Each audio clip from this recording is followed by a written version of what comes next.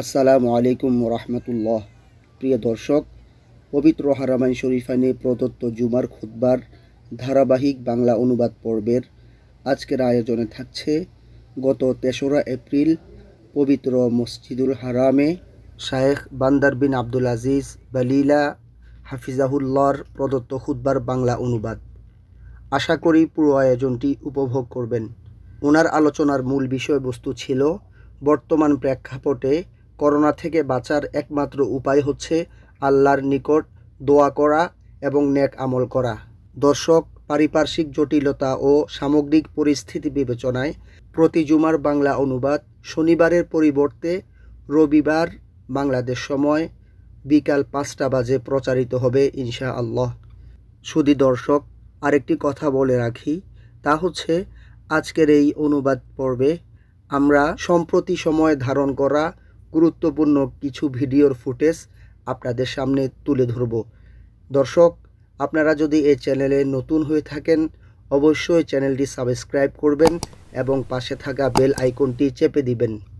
হামদ সালাতের পর তিনি বলেন, হে মুসলমানগণ, আল্লাহকে ভয় করুন, অসুস্থতা ও মৃত্যুর পূর্বে আমলের দিকে অগ্রসর হন, মৃত্যুর আগে নেক পাথেয় সংগ্রহ করুন, খারাপ কাজ করার পর খারাপ কাজ থেকে বের হয়ে ভালো কাজ করুন, বিপদ সংকুল মুহূর্তে দোয়ার রজ্জু আঁকড়ে ধরুন, আপনাদের বিপদ আপদ দূর হওয়া পর্যন্ত বাড়িতে অবস্থান করুন। হে মুসলমানগণ, বিপদ আপদ ও সংকটাপন্ন সময় মানুষকে এই শিক্ষা দেয় যে সকল মানুষ আল্লাহর মুখাপেক্ষী, তিনি ছাড়া যার কোনো নিষ্কৃতি নেই, এবং এই উপলব্ধি দেয় যে তারা এমন কিছু খারাপ কাজ করেছে ও পৃথিবীর বুকে রাজত্ব কায়েমের প্রচেষ্টা করেছে, অথচ তাদের পেছনে তাদের চেয়ে ক্ষমতাবান এক সত্তা রয়েছেন এবং তাদের কর্তৃত্বের চেয়ে মহিয়ান এক কর্তৃত্বের অধিপতি রয়েছেন এবং তাদের কুদরতের চাইতে অধিক বাস্তবায়নের অধিকারী এক কুদরতের অধিকারী রয়েছেন,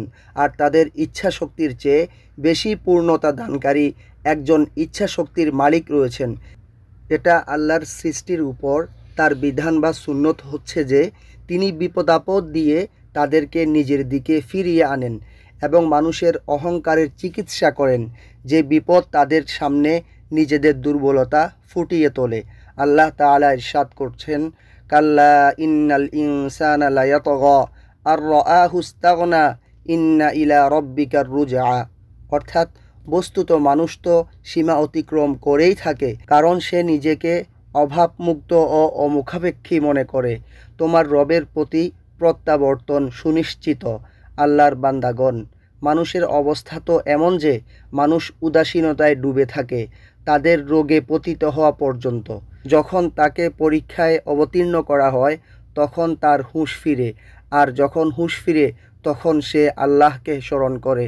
এরপর সে আল্লাহকে স্মরণ করে যা থেকে সে বিমুখ ছিল, দুনিয়ার মোহ ও মিথ্যাসজ্জায় নিমজ্জিত থাকে। শয়তান তার চক্রান্ত ও অসৎ উপায় দ্বারা তাকে দুনিয়ার নেশায় ডুবিয়ে রাখে। এরপর মানুষ যখন উদাসীনতার ঘুম থেকে জাগ্রত হয় তখন তার মালিকের অনুগ্রহ লাভের প্রচণ্ড বাসনা জন্ম নেয়। তখন সে অনুভব করে প্রতিটি মুহূর্তে সে মহান আল্লাহর দয়ার মুখাপেক্ষী।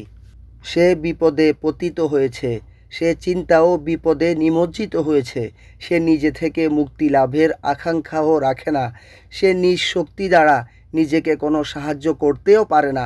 অতঃপর সে তার সাথে সম্পর্ক স্থাপন করে সকল শক্তির মালিক যিনি, সকল মর্যাদা তারই। তখন সে দোয়া করা ছাড়া আর কিছুই পছন্দ করে না এবং তিনি ছাড়া কেউ সম্মান দিতে পারেন না। তখন সে তার মহান দরজায় প্রবেশ করে, তখন সে তার কাছে দোয়া করে। কেনই বা সে তার কাছে দোয়া করবে না? অথচ তিনি ইরশাদ করেছেন, ওয়া ইযা সাআলাকা ইবাদি আন্নি ফা ইন্নী করিব। অর্থাৎ, আর যখন আমার বান্দা আমার ব্যাপারে আপনাকে জিজ্ঞেস করে তখন তাদেরকে বলুন, নিশ্চয় আমি নিকটেই আছি। কোনো আহ্বানকারী যখনই আমাকে ডাকে তখনই আমি তার ডাকে সাড়া দিয়ে থাকি।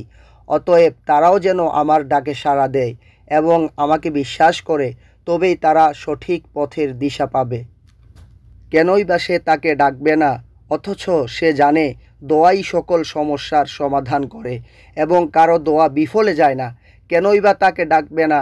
অথচ দোয়াই হচ্ছে ইতপূর্বের সকল নবী আলাইহিমুসসালামের পথ, যার মাধ্যমে তারা প্রভূত কল্যাণ লাভ করেছেন, যার মাধ্যমে তিনি তাদের তওবা কবুল করেছেন, যার মাধ্যমে তারা সাহায্যপ্রাপ্ত হয়ে শত্রুদের উপর বিজয় লাভ করেছেন। কতজনকে আল্লাহ গোমরাহি থেকে হেদায়েত দিয়েছেন, অসুস্থকে সুস্থতা দান করেছেন, বড় বড় বিপদ থেকে মুক্তি দিয়েছেন, ফিতনা নির্মূল করেছেন, অকল্যাণ দূর করেছেন, ষড়যন্ত্র নস্যাৎ করেছেন, বাতিলকে নিশ্চিহ্ন করেছেন এই দোয়ার মাধ্যমে।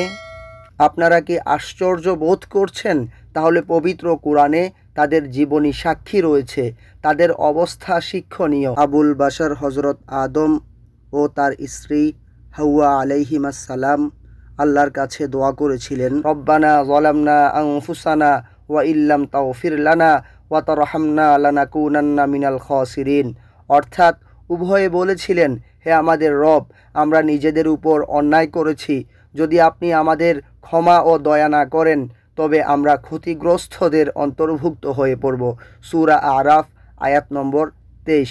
অতঃপর আল্লাহ তাদের তাওবা কবুল করেছেন ও তাদের হেদায়াত দান করেছেন। অনুরূপভাবে হজরত নূহ আলাইহিস সালাম, তার দোয়ার কারণে আল্লাহ তাআলা তার সাহায্যার্থে পাহাড় সম সমুদ্রের উত্তাল তরঙ্গ পাঠিয়েছিলেন।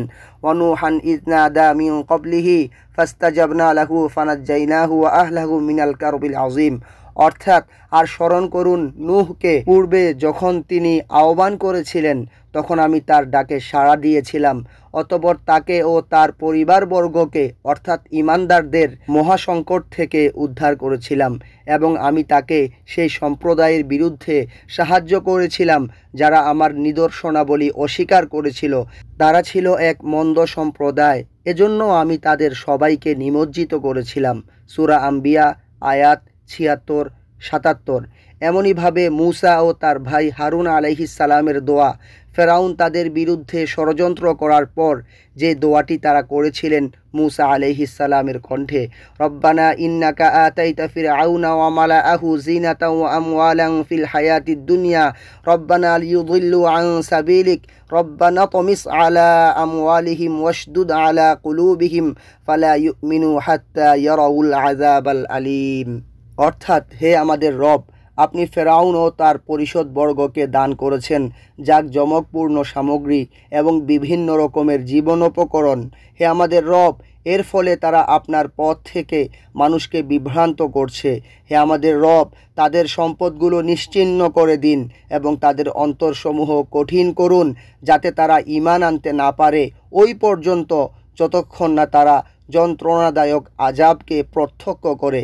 তিনি বললেন, তোমাদের উভয়ের দোয়া কবুল করা হলো, অতঃপর তোমরা দৃঢ়তার সাথে তাদের পথ অনুসরণ করো না যাদের জ্ঞান নেই। সূরা ইউনুস আয়াত ৮৮-৮৯। এরপর আল্লাহ তাদের প্রকাশ্য সাহায্য করলেন, মূসা আলাইহিস সালাম ও তার সহযাত্রীদের সম্মান ও স্থিতি দান করলেন, আর ফেরাউন ও তার সৈন্যদলকে লাঞ্ছিত ও নিমজ্জিত করলেন। এমনইভাবে জাকারিয়া আলাইহিস সালামের দোয়া, যখন তিনি বার্ধক্যে উপনীত হলেন এবং তার স্ত্রী বন্ধ্যা ছিলেন, তিনি সন্তান লাভে আগ্রহী হন। হুনালিকা দাআ জাকারিয়া রব্বাহ ক্বালা রব্বি হাবলি মিন লাদুনকা যুররিয়াতান তাইয়্যিবাহ ইন্নাকা সামিউদ দুআ। যখন জাকারিয়া তার রবের নিকট প্রার্থনা করেছিল, সে বলেছিল, হে আমাদের রব, আমাকে আপনার পক্ষ থেকে পবিত্র সন্তান দান করুন, নিশ্চয় আপনি দোয়া শ্রবণকারী। অতঃপর সে যখন মেহরাবের মধ্যে দাঁড়িয়ে নামাজ পড়ছিল, তখন ফেরেশতাগণ তাকে সম্বোধন করে বলেছিল, নিশ্চয় আল্লাহ তোমাকে ইয়াহিয়া সম্বন্ধে সুসংবাদ দিচ্ছেন। তার অবস্থা হবে এই যে, সে আল্লাহর একটি বাক্যের সত্যতা প্রকাশকারী হবে, সে হবে নেতা, স্বীয় প্রবৃত্তিকে দমনকারী হবে এবং নেককারদের মধ্যে নবী হবে। সূরা আলী ইমরান আয়াত ৩৮-৩৯। প্রিয় দর্শক, এরপর শায়েখ বান্দার বালিলা হাফিজাহুল্লাহ আইয়ুব আলাইহিস সালাম ও ইউনুস আলাইহিস সালামের দোয়া কবুলের ব্যাপারে কুরআনে বর্ণিত আয়াতগুলো পাঠ করেন। এরপর তিনি বলেন, হে মুসলমানগণ, এসব ঘটনাবলী হলো নবীগণের দোয়ার দৃষ্টান্ত। উনারা এমন আওয়াজে দোয়া করেছেন যা কাছের ও দূরের সকলে শুনতে পান। দোয়া হচ্ছে পরিবর্তনের চাবি, প্রশস্ততার দরজা, সাহায্যের সুসংবাদ, শক্তির দিক নির্দেশক, ভীতসন্ত্রস্ত মানুষের ভরসাস্থল, আশাবাদীদের আবাসস্থল, প্রার্থনাকারীদের প্রার্থনা গ্রহণের স্থান। এরপর খতিব সাহেব দ্বিতীয় খুতবাতে হামদ সালাতের পর বলেন, হে মুসলমানগণ, দোয়ার চাইতে প্রভাব সৃষ্টিকারী আর কোনো কার্যকরী বস্তু নেই, যেমনটি নবীগণ ও তাদের পরে যুগের নেককার বান্দাগণ করেছিলেন। এটি প্রার্থনাকারীর ইয়াকিনের শক্তি বৃদ্ধি করে, প্রার্থনা পরিপূর্ণতা লাভ করে। দোয়ার মাধ্যমে আসমানের দরজাসমূহ খুলে দেয়া হয়। আল্লাহ তাআলা নবীগণের দোয়া কবুল করে তাদের মর্যাদা বৃদ্ধি করেছেন। আল্লাহ তাআলার ফরমান, ইন্নাহুম কানু ইউসারিউনা ফিল খায়রাতি ওয়া ইয়াদউনানা রাগাবান ওয়া রাহাবা ওয়া কানু লানা খাশিঈন। অর্থাৎ তারা সৎ কাজে প্রতিযোগিতা করত, তারা আমাকে আশা ও ভয়ের সাথে ডাকত এবং তারা আমার নিকট বিনয় ছিল। সূরা আম্বিয়া 90 নম্বর আয়াত। আল্লাহ তাআলা তাকে স্মরণ করতে আরও বলেন, উদউ রাব্বাকুম তাদাররুআন ওয়া খুফিয়াহ ইন্নাহু লা ইউহিব্বুল মু'তাদিন ওয়া লা তুফসিদু ফিল আরদি বা'দা ইসলাহিহা ওয়াদউহু খাউফান ওয়া তামাআ ইন্না রাহমাতাল্লাহি করিবুম মিনাল মুহসিনিন। অর্থাৎ বিনীতভাবে ও সঙ্গোপনে তোমাদের রবকে ডাকবে। তিনি সীমালঙ্ঘনকারীদের পছন্দ করেন না। দুনিয়ায় শান্তি শৃঙ্খলা স্থাপনের পর বিপর্যয় ও বিশৃঙ্খলা সৃষ্টি করো না, আর আল্লাহকে ভয়ভীতি ও আশা আকাঙ্ক্ষার সাথে ডাকো। নিশ্চয় আল্লাহর রহমত সৎকর্মশীলদের অতি সন্নিকটে। সূরা আরাফ আয়াত 55-56। হে আল্লাহর বান্দাগণ, সুতরাং নেক আমলের পাশাপাশি দোয়ায় মনোযোগী হন, ভালো কাজে প্রতিযোগিতা করুন, আনুগত্যে অবিচল থাকুন এবং সুখের দিনে আল্লাহর কাছে দুঃখের দিনের জন্য দোয়া করুন। কেননা নবী করিম সাল্লাল্লাহু আলাইহি ওয়াসাল্লাম ওসিয়ত করে বলেন, তাআররাফ ইলাল্লাহি ফির রাখাই ইয়ারিফকা বিশিদ্দাহ, রাওয়াহু আহমদ। অর্থাৎ সমৃদ্ধের সময় আল্লাহ তাআলাকে তুমি চিনো, যাতে তিনি বিপদের মুহূর্তে, কঠিন মুহূর্তে তোমাকে চিনতে পারেন। মুসনাদে আহমদের মধ্যে ইবনে আব্বাসের বর্ণনায় হাদিসটি এসেছে। অন্য এক হাদিসে এসেছে, মান সাররাহু আন ইয়াস্তাজিবাল্লাহু লাহু ইনদাশ শাদাইদি ওয়াল কুরব ফালইউকসিরিদ দুআআ ইনদার রাখা। যে ব্যক্তি চায় আল্লাহ তাআলা তাকে কঠিন মুহূর্ত এবং বিপদের মধ্যে তার দোয়া কবুল করুক, সে যেন সমৃদ্ধির সময় আল্লাহ তাআলার কাছে বেশি বেশি প্রার্থনা করে। তিরমিজি শরীফের মধ্যে আবু হুরায়রার বর্ণনায় হাদিসটি এসেছে। সম্মানিত দর্শক, এরপর খতিব সাহেব 5 মিনিট ব্যাপী দীর্ঘ দোয়ার মাধ্যমে উনার খুতবা সম্পন্ন করেন। সম্মানিত দর্শক শ্রোতা, আমাদের আজকের এই আয়োজন কেমন লেগেছে জানাতে অবশ্যই ভুলবেন না। আপনাদের সার্বিক সহযোগিতা এবং সমর্থন আমাদেরকে ভবিষ্যতে আরও ভালো কাজ করতে উৎসাহিত করবে। আশা করি আপনাদের সামনে আগামীতে চমৎকার এবং রোমাঞ্চকর কিছু ভিডিও নিয়ে উপস্থিত হতে পারব।